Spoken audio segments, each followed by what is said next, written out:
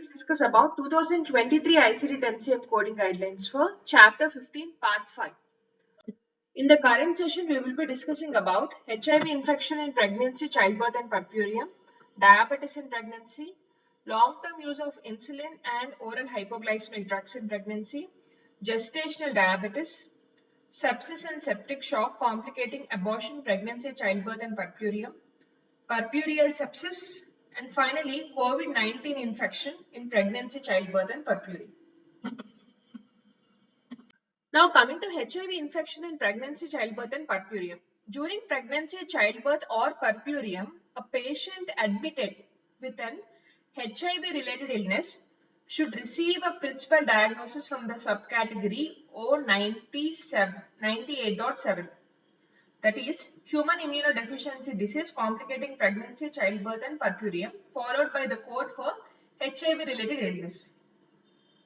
And second case, patients with asymptomatic HIV infection status admitted during pregnancy, childbirth or puerperium should receive a code from same. PDX should be O98.7 series, that is nothing but HIV disease complicating pregnancy, childbirth and puerperium, followed by Z21, asymptomatic human immunodeficiency virus infection status. Now here we can see the two scenarios where HIV infection occurs in pregnancy. The first case is pregnant woman with HIV related illness. What are the codes for pregnant woman with HIV related illness? The codes are, the PDX should be O98.7. This is further expandable. O98.7 followed by B20 because the patient is having a HIV related illness and any related condition. So three codes are essential, followed by weeks of gestation also from Z3A series. Second case, pregnant woman with HIV positive status and asymptomatic. When the pregnant woman is asymptomatic and simply HIV positive, then PDX should be O98.7 series only, followed by Z21 and then weeks of gestation. No matter what the condition is, O codes or chapter 15 codes, they take the precedence over the other chapter codes. So during pregnancy, childbirth or puerperium, a patient admitted because of a HIV related illness. Whenever the patient is admitted or presenting for a HIV related illness, they should receive a PDX from code O98.7, human immunodeficiency disease complicating pregnancy, childbirth and puerperium, followed by, depending upon the patient's condition, you can code B20 or Z21 for the HIV related illness. And as a ground rule, the codes from chapter 15 always take the sequencing priority. Now let us see an example. A pregnant patient in her second trimester at 27 weeks presenting for a checkup. She is HIV positive. Here the patient is HIV positive and asymptomatic and she is in her second trimester. So the appropriate code is O98.712, human immunodeficiency virus disease complicating pregnancy, second trimester, followed by Z21, that is asymptomatic human immunodeficiency virus infection status or HIV positive NOS, and then Z3A.17 to indicate 17 weeks of gestation of pregnancy. Now coming to diabetes in pregnancy. Diabetes mellitus is a significant complicating factor in the pregnancy, and the pregnant patients who are diabetic should be assigned a code from the category O24. Diabetes mellitus in pregnancy, childbirth and puerperium first, followed by appropriate diabetes code. It can be from E08 to E13 from chapter 4. Now here you can see the diabetes in pregnancy can be categorized into three scenarios. The first case is pre-existing diabetes. That is, the patient has been diabetic before the conception of pregnancy. That is nothing but pre-existing diabetes. The next is gestational diabetes. The diabetes which has developed during the second or third trimester of pregnancy. And next is abnormal glucose tolerance glucose tolerance test, GTT, abnormal GTT.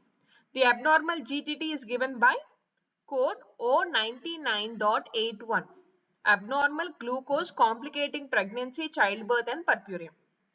Whereas the codes for gestational diabetes mellitus are given by the subcategory O24.4 and pre-existing diabetes is given by the subcategory O24.0, O24.1, 3, 8 and 9. All the codes are further expandable. Now coming to gestational diabetes or pregnancy-induced diabetes can occur during the second or third trimester of pregnancy in women who were not diabetic prior to the pregnancy. And gestational diabetes can cause complications in the pregnancy similar to those of pre-existing diabetes mellitus. And it also puts the woman at greater risk of developing diabetes after the pregnancy. And the codes for gestational diabetes are in the subcategory O24.4 and no other codes from the category O24. Whenever we are using O24.4, no other code from the category O24, that is diabetes mellitus in pregnancy, childbirth and puerperium, should be used along with the code O24.4. So whenever you are coding gestational diabetes, it is very clear that it is not either unspecified or not pre-existing. So you need to code only O24.4 series and no other code from category O24 should be used along with it. Here we can see the various codes for gestational diabetes mellitus. Gestational diabetes mellitus in pregnancy diet control is indicated by the code O24.410. Here the sixth character 0 indicates diet control. Sixth character 4 indicates gestational diabetes mellitus in pregnancy insulin controlled. It is given by the code O24.414. And gestational diabetes mellitus in pregnancy controlled by oral hypoglycemic drugs is given by the code O24.415. And gestational diabetes mellitus in pregnancy unspecified control is given by the code O24.419. These are the various codes which are categorized based on diet control, insulin control, drug controlled and unspecified control. Now some more guidelines regarding the gestational diabetes. The codes under subcategory O24.4, they include diet controlled, insulin controlled and controlled by oral hypoglycemics that we have discussed earlier. Now let us see scenarios. If a patient with gestational diabetes is treated with both diet and insulin, then code only insulin controlled. The code for only insulin controlled is required. That is, you will code the complex case. When it is controlled by both diet and insulin, insulin is more complicated than diet. So you need to use code for only insulin. The answer is O24.414. Second example, if a patient with gestational diabetes is treated with both diet and oral hypoglycemic medication, then only the code controlled for by oral hypoglycemic drugs is required. That is O24.415. One important point is the codes Z74.9, that is long-term use of insulin, or Z74.89, long-term current use of oral hypoglycemic drugs, or Z79.85. This is a new addition. Long-term use of injectable non-insulin anti-diabetic drug should not be assigned with the codes from subcategory O24.4 because this is a transient condition. It will go after pregnancy, but the patient will be at risk. So you should not use the long-term drug codes, long-term current use drug codes along with gestational diabetes mellitus codes. Now coming to the next guideline, sepsis and septic shock complicating abortion, pregnancy, childbirth and puerperium. When assigning a code from chapter 15 for sepsis complicating abortion, pregnancy, childbirth and puerperium, a code for specific type of infection should also be assigned as an additional code. That is, first you need to code O code, then followed by which type of sepsis. If unspecified, you need to code A41.9. If it is specified, then you need to code the specified infection code. And additionally, if severe sepsis is present, you need to use an additional code from subcategory R65.2, severe sepsis, and any associated organ dysfunction. Here you can see whenever we are coding sepsis or septic shock in pregnancy, childbirth, puerperium or abortion, first PDX should be either O98.81, that is other maternal infections and parasitic diseases complicating pregnancy, or O98.82, other maternal infections and parasitic diseases complicating childbirth. They should be PDX. And a code for specific type of infection should be used as additional diagnosis. And severe sepsis is present. Whenever severe sepsis is present, a code from subcategory R62.0 and also associated organ dysfunction should also be coded. So here you can see generally for sepsis, 3 codes are required for unspecified sepsis. The first PDX should be O98.81 series, followed by sepsis code, and then weeks of gestation code. If sepsis is unspecified, only one code is essential. If sepsis is severe sepsis, then additionally PDX should be O98.81 followed by sepsis code, that is the second code, then a code from subcategory R65.2. This is further expandable. And additionally, if there is any organ dysfunction, that code, organ dysfunction code, and finally weeks of gestation code. In severe sepsis, 5 codes would be required. One code for O98.81 followed by sepsis code, followed by R62 series, followed by any organ dysfunction, if only one organ dysfunction or organ failure, followed by weeks of gestation. And a minimum of 5 codes are required for coding severe sepsis in pregnancy. Now coming to other sepsis code. The code for sepsis complicating abortion is given by O03.87. Whereas code for sepsis complicating labor, it is given by O75.3. Now let us see an example. Patient is in several days after the miscarriage with sepsis. The cultures return MSSA, methicillin susceptible Staphylococcus aureus.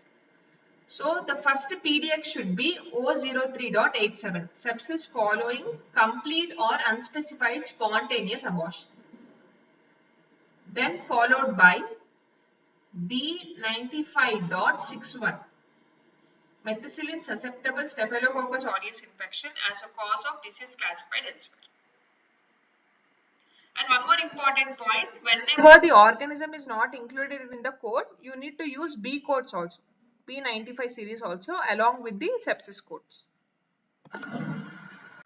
Now coming to puerperal sepsis. In order to code puerperal sepsis, O85 should be coded. The code O85, that is puerperal sepsis, should be assigned with the secondary code to identify the causal organism. That is, for a bacterial infection, assign the code from subcategory B95 and 96, and a code from category A40 or A41 should not be used for puerperal sepsis. This is important. A code from subcategory A40 or 41 should not be used for puerperal sepsis. Whenever the physician documents puerperal sepsis or postpartum sepsis, O85 should be the code, followed by additional code to identify the causal organism. If applicable, use additional codes to identify severe sepsis if present and any associated organ dysfunction. Now, whenever physician documents either postpartum sepsis or puerperal peritonitis or puerperal pymia or puerperal sepsis, in all these terms, you need to code O85 code only. Now coming to the final guideline, COVID-19 infection in pregnancy, childbirth and puerperium.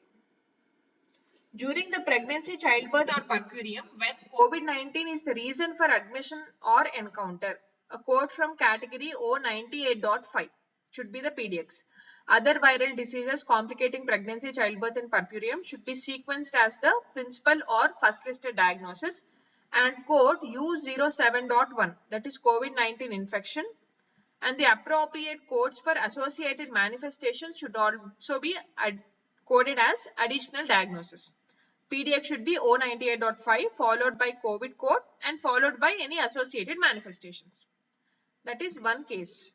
Second case, the codes from chapter 15 always take sequencing priority.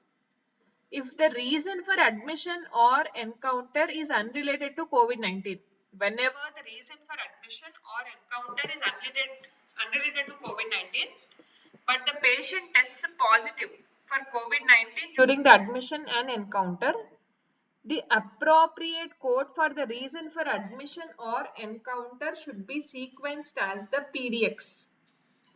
In OB cases, if the reason for admission or encounter is unrelated to COVID, then the PDX should be the reason for visit. That is unrelated to COVID followed by O98.5 and U07.1 as well as any associated manifestations. If the reason is unrelated, reason for admission is unrelated to COVID-19, then reason for encounter should be the PDX.